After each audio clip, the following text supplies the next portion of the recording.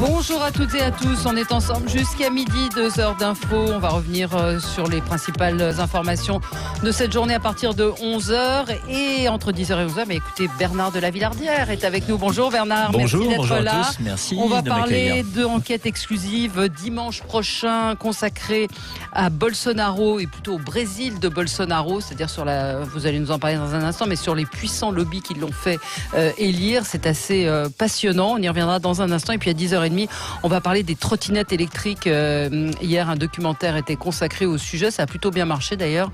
Près de 700 000 téléspectateurs qui s'intéressaient au sujet. Non, j'ai pas du tout envie, Bernard. Trottinette, vous êtes pour ou contre les trottinettes électriques ? Je suis plutôt pour, mais à condition que ce soit dans des couloirs qui soient protégés et qui soient faits pour les trottinettes et pas pour les trottinettes sur les trottoirs. Ça pose un certain nombre de problèmes, dont celui de la pollution, et on en parlera à 10h30. Bonjour Gilles. Bonjour.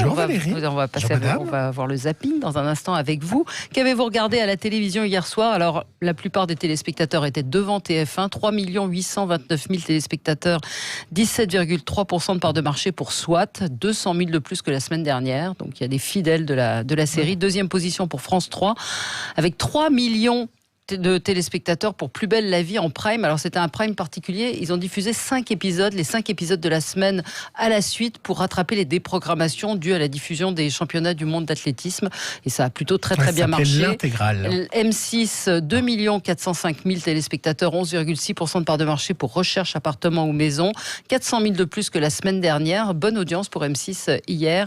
Et puis France 2, toujours très faible score pour les championnats du monde d'athlétisme, 8,4% de part de marché, 1 790 000 téléspectateurs. C'est un scandale, on en parlait juste avant que vous arriviez, ces championnats du monde sont un scandale absolu. Oui, au Qatar. Oui. Non, c'est terrible, ces tribunes qui sont vides et qu'on remplit de force, parce qu'on fait du déplacement de population.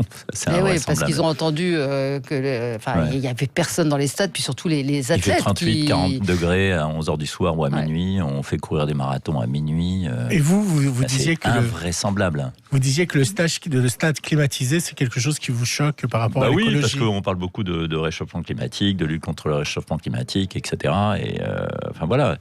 On se demande quel est l'argent et quel a été le montant des dessous de table pour qu'on organise un truc pareil. C'est vraiment un scandale. Gaspard de Vaubicourt. Les États-Unis viennent de revenir au score avec une pénalité, 7-3 toujours pour le 15 de France. Mais donc les États-Unis qui reviennent après 21 minutes de jeu.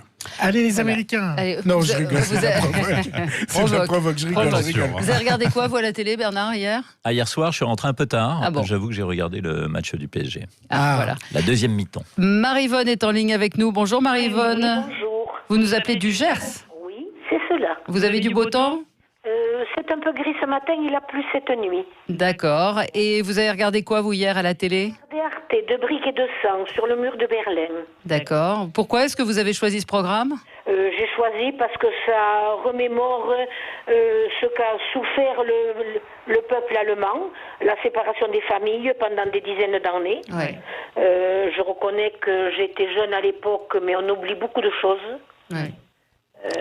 Et donc ça permet de resituer et de rappeler un petit peu ce qui s'est passé, et c'était justement vu de l'intérieur.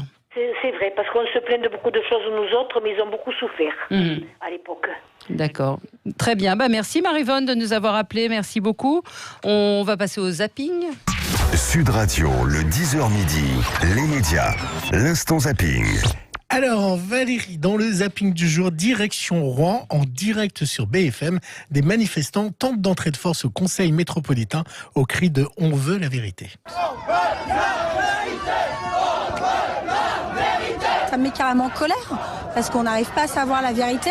On veut quand même savoir, c'est la moindre des choses. Si on a mis nos enfants, nos vies en danger. On nous dit rien, on nous cache des choses, mais vraiment graves. Hier, sur C'est à vous sur France 5, ils ont reçu le soutien de François Hollande, mais il a quand même dénoncé le complotisme ambiant. Le droit à connaître est un droit fondamental. Et le complotisme est insupportable. C'est-à-dire, vous imaginez un président, je l'ai été, qui dit « Oh non, ça, faut pas le dire, parce que ça va faire peur ».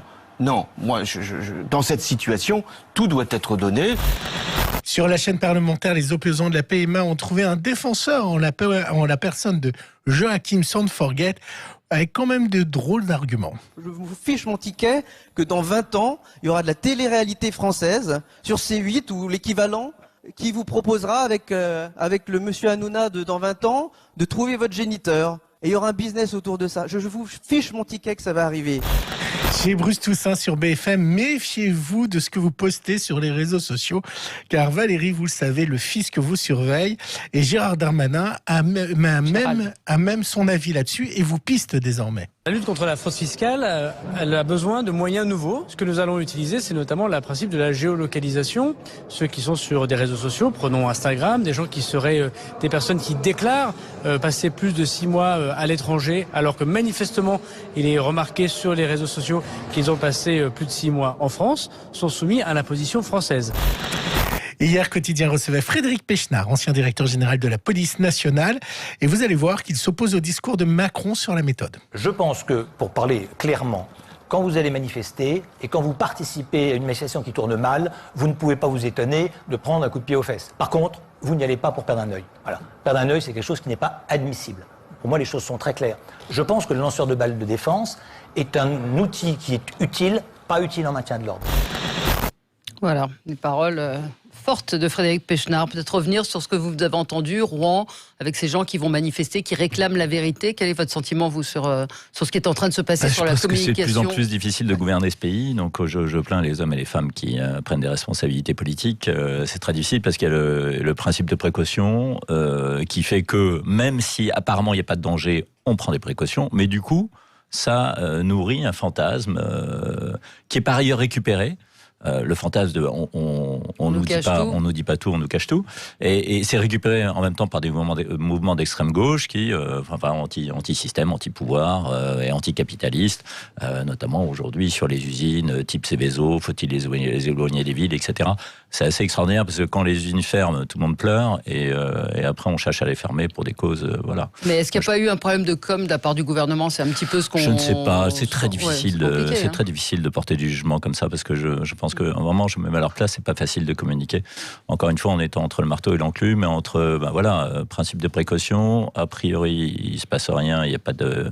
Si le gouvernement commence à dire oui attention danger, restez chez vous, alors qu'il n'y a pas de danger réel, on va dire il manipule, il entretient les fantasmes, les peurs, etc. pour mieux affermir et asseoir son pouvoir. Donc voilà, c'est très difficile, très difficile. Alors, l'émission va être un petit peu coupée parce qu'on suit le match de foot de rugby, pardon. Oui, je fais la différence quand même avec vous, Xavier Gaspard de Vaubicourt. Tout va bien. Donc 12-3 pour l'équipe de France qui vient de marquer un nouvel essai par Raka. Essai non transformé par les Bleus, mais il y a bien donc 12-3 après un peu plus de 26 minutes de jeu au Japon. Merci Françoise. Mais non, merci Gaspard, merci d'être avec nous. Un mot sur ce que vous avez entendu, Gérald Darmanin, qui annonce que le gouvernement veut utiliser Internet pour traquer les contribuables. Alors ça va assez loin. On a entendu la géolocalisation pour les gens qui... C'est dingue. Non, la géolocalisation... Oui, mais non, le pire, c'est quand même quand vous allez faire des recherches sur Google, on va se demander si vous êtes allé chercher Yacht, si vous avez des moyens en rapport avec ça. Alors la CNIL a dit que c'était pas acceptable, ça paraît... C'est quoi, tous les moyens sont bons ? La CNIL a déjà donné son avis là-dessus ? Oui, la CNIL, hier, la CNIL a dit que c'était... Ça m'avait échappé parce que justement, ça allait être ma première réaction, mais que dit la CNIL ? La CNIL dit que c'est pas acceptable. Non, je pense qu'on est une société où il faut aller chercher de l'argent. Voilà, je suis de ceux qui pensent qu'on paye trop d'impôts. Trop d'impôts tue l'impôt. Ou qu'il est mal utilisé, non ? C'est plutôt ça. Oui, il est aussi mal utilisé, évidemment. Enfin, je vous rappelle qu'on est l'un des pays les plus fiscalisés de la planète quand même. Donc voilà, oui, je trouve que ça contrevient aux libertés fondamentales. Et je pense que de toute façon, les gens qui veulent planquer de l'argent, ils arriveront toujours. Ils savent le faire. Ils savent le faire. Le tout, c'est de les réconcilier. Parce que vous, si on vous géolocalise, vous êtes toujours dans 10 000 pays. Vous avez gagné beaucoup d'argent. Vous passez plus de 6 mois en France ? Oui, quand même. Oui, quand même. Globalement, 6 mois.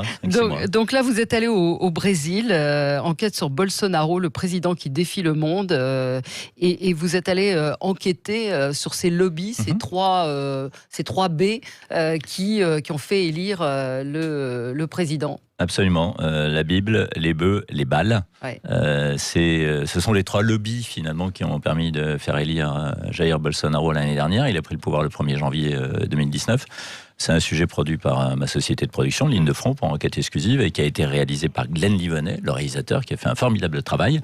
Et moi, j'y étais comme d'habitude, au moment où on a décidé de programmer ce doc. D'ailleurs, au début, il était programmé début septembre. Et donc, j'ai été en Amazonie parce que il fallait évidemment réagir à l'actualité.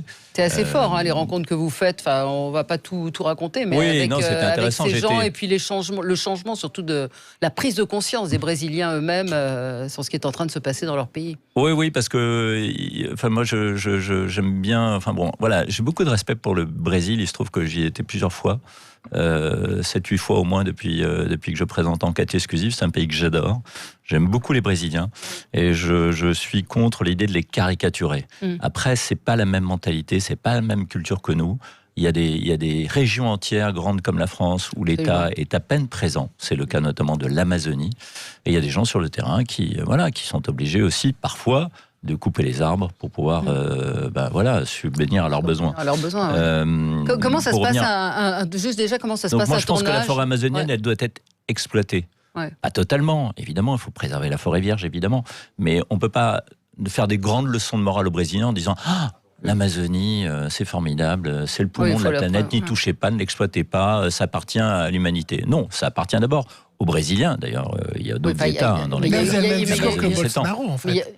Là, vous avez le même discours que Bolsonaro. Non, pas du tout. Non, je dis ça, c'est en préalable. C'est pour ça que je trouve que le discours du président Macron disant l'Amazonie, je pense que c'est pas la meilleure manière de calmer les tensions et de faire baisser les feux. Ça n'a pas calmé les tensions. On a vu les réactions. Les Brésiliens sont chauvins, nationalistes, et il faut le respecter. Donc il faut les aider, les convaincre que, évidemment, il faut exploiter raisonnablement la forêt et préserver des surfaces entières pour laisser la forêt vierge, mais aussi pour préserver la biodiversité de manière générale. Mais quand vous rencontrez les Brésiliens sur le terrain, vous rencontrez des gens qui se battent, qui sont agriculteurs, qui sont éleveurs, etc., qui sont devenus... Il faut savoir que le Brésil est devenu le premier producteur de viande au monde et de soja, et ils exportent vers la Chine, mais aussi vers l'Europe. Donc nous sommes aussi responsables de ça. Donc il faut peut-être moins consommer de viande à l'avenir, faire attention à ce qu'on achète. Enfin, il y a une distinction entre ces gros propriétaires terriens, cet agro Mais ce ne sont business. pas que les gros propriétaires terriens qui mettent le feu à la forêt, ce sont aussi des petits propriétaires. Donc je pense qu'il faut éviter de tomber dans la caricature. Alors une fois que j'ai dit dans ça, votre doc, vous rencontrez un gros propriétaire, vous montrez sa villa, bien sûr, sa femme qui a beaucoup de bijoux, vous montrez ça. Et quand on voit la misère qu'il y a à côté du Brésil, c'est un peu choquant de voir cette rencontre que vous avez faite là-bas. Non, bien évidemment. Mais je dis ça parce que ça n'empêche pas que le document est très accusatoire à l'égard de la politique de Jair Bolsonaro, parce que lui-même n'a pas été raisonnable. Il a relancé la technique des brûlis, il a appelé les Brésiliens à exploiter davantage la forêt, et ça a eu un effet dévastateur. C'est-à-dire qu'on est sorti du raisonnable pour aboutir au n'importe quoi. Et donc le nombre de feux déclarés en Amazonie depuis le 2019 a été multiplié par 2. On est passé de 40 000 à 80 85 000. Pourquoi on n'en parle plus d'ailleurs ? Ça a occupé la une des médias début septembre, et là... aujourd'hui, c'est plus l'été, donc les feux ça a baissé quand même, il y a moins de feux. Et puis il faut dire aussi que les militaires brésiliens se sont aussi mobilisés, 4000 hommes, ce qui n'est pas grand-chose. On les a rencontrés sur le terrain. Comment ça se passe un tournage au Brésil ? Est-ce que c'est compliqué ou pas ? Là, ça a été difficile parce que c'était juste le sommet de Biarritz, au cours duquel évidemment Emmanuel Macron a fait la morale au président quelques Bolsonaro. Échanges un peu. Donc on n'était pas très bien accueillis. Et on a fait des heures de route au cœur de la forêt amazonienne pour rejoindre des sapeurs-pompiers et des militaires qui étaient mobilisés par la lutte contre les feux. Et ils nous ont interdit on a pu tourner, mais on n'a pas pu les interviewer. Manifestement, il y avait un sentiment qui n'était pas très pro-français. Mais vous avez été suivi concrètement ? Comment ça se passe ? Vous étiez surveillé ? Non, on n'a pas été suivi et surveillé. Non, pas du tout. Non, pas du tout. On a pu travailler tranquillement. Et le réalisateur Glenn Livonnet a pu aller au Parlement brésilien à Brasilia, pour rencontrer notamment ces différents lobbies de l'agroalimentaire. Oui, mais il y a également le lobby des armes et le lobby des églises évangéliques qui sont très puissantes. La majorité des Brésiliens, le Brésil, c'est 200 millions de personnes, et un Brésilien sur 4 est évangélique. Les autres sont plutôt catholiques. Le catholicisme reste la majorité, mais peu à peu, cet espace est renié par les églises évangélistes américaines. Et ces églises évangéliques ont une vision évidemment un peu totalitaire du monde et de son destin. Et c'est eux qui soutiennent évidemment Jair Bolsonaro, et ça n'aide pas finalement à une politique raisonnable, voilà, donc un discours très anti-avortement et très lobby pro-armes, anti-homosexuel évidemment aussi. Donc voilà. Mais vous avez le sentiment que les Brésiliens sont derrière leur président ou pas, de ce que vous avez pu ressentir? Vous évoquez un changement. Sa cote de popularité commence à chuter. Il était à 70-75% d'opinion favorable il y a quelques mois. Aujourd'hui, il est à un peu plus de 50%. Voilà, parce qu'ils se rendent compte qu'évidemment, c'est pas en poussant les policiers à ne plus exercer la présomption d'innocence et à défourailler à tout va, qui va résoudre la violence. Ouais, tout à l'heure, dans le zapping, je parlais des LBD. Là-dessus, il y a un peu le discours de Trump. Quoi. Donc, il faut armer les Brésiliens. Il y a certaines professions qui, grâce au dispositif qu'il a fait passer, peuvent s'armer d'office. C'est le cas notamment des avocats et des journalistes. Comment vous choisissez les sujets d'enquête? On a un auditeur qui nous dit: pourquoi est-ce que vous n'enquêtez pas en France sur les lobbies qui ont fait élire Emmanuel Macron? Ça serait moins loin que d'aller au Brésil. Mais comment vous choisissez on essaye d'être un peu prospectif. Par exemple, le Brésil, quand il a été élu, on s'est dit tiens, dans quelques mois, il faudra aller au Brésil pour faire un point sur la situation là-bas, sur place. Et après, une fois que le doc est prêt, c'est en fonction de l'actualité qu'on le diffuse, et je me préoccupe, moi, au moment où je vais le lancer, d'y aller une semaine avant le lancement pour évidemment l'actualiser. C'est pour ça que la semaine prochaine, je risque d'aller en Irak pour lancer un doc sur la jeunesse irakienne, notamment à Bagdad. Est-ce que vous avez été dans les saunas et les boîtes gays pour votre prochain doc? Puisque vous êtes sur le terrain. Oui, parce que la semaine prochaine, on fait un super sujet. Dans 15 jours. Oui, sur l'homosexualité. Oui, dans 15 jours. Oui. C'est-à-dire que là, dimanche, on va avoir le Brésil. Après, il y a un sujet. La semaine prochaine, c'est l'homophobie dans le monde, un sujet produit par Ligne de Front, auquel je tenais depuis des années, qui a été réalisé par Michael Gagné, qui a été en Tunisie, qui a été en Ouganda, qui a été en France, et puis aussi aux États-Unis. On a fait un reportage en infiltrant ces fameuses thérapies de conversion, entre guillemets, qui sont aussi au Brésil, il y a organisées par les églises évangélistes. Il y en a aussi au Brésil. Il y en a aussi au Brésil. Et c'est vrai que c'est intéressant, parce qu'on se rend compte qu'il y a plus de 70 pays dans le monde qui continuent de pénaliser l'homosexualité. En Arabie Saoudite, en Iran notamment, on risque la peine de mort. Donc voilà, et puis on parle de quelque chose dont certaines associations ne parlent pas volontiers, c'est l'homophobie en banlieue notamment. Vous allez vous faire aimer encore. Une certaine vision de l'islam. L'islamisme fait qu'on insulte et on agresse les homosexuels, et ça se passe pratiquement tous les jours. Et on va se faire aimer, mais c'est pas très grave. On avait reçu l'IS, le fameux l'IS, oui, voilà. On va avec lui à Gennevilliers, c'est lui qui démarre le doc.